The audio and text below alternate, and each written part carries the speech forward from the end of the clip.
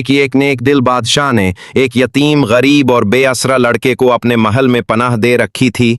बादशाह की आदत थी कि जब भी उसके सामने कोई खाने पीने की लजीज चीज पेश की जाती वो पहले उस लड़के को खाने के लिए देता फिर खुद खाता। यह सिलसिला काफी अरसे तक यूं ही चलता रहा। एक दिन बादशाह के सामने कुछ फल लाए गए तो बादशाह ने हसब मामूल और हसब आदत एक फल काटकर पहले उस लड़के को दिया जिसे वो बड़े आराम से खाने लगा। बादशाह ने पूछा, बेटा फल का जायका कैसा है? लड़के ने कहा, हुजूर बहुत मजेदार है। जब जब लड़का फल खा चुका तो बादशाह ने एक फल अपने लिए काट कर खाने का इरादा किया।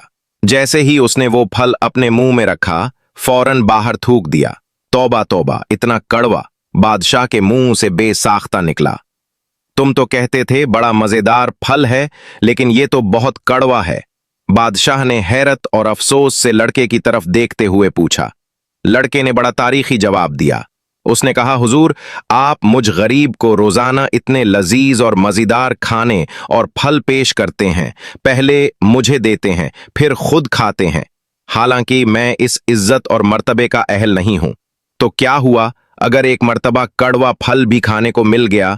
मैं तो इसे भी आपका एहसान समझकर खा गया।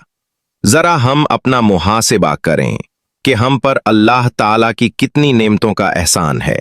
हम हर पल हर लम्हा उनसे फैज़याब होते हैं, लेकिन अगर कभी खुदा ने खास्ता हमारे ऊपर इन नेमतों की बाबत आजमाइश आ जाए तो क्या हम भी उसे अल्लाह का एहसान समझकर बर्दाश्त करेंगे या फिर गले शिकों से कुफ्र की हद तक पहुंच जाएंगे?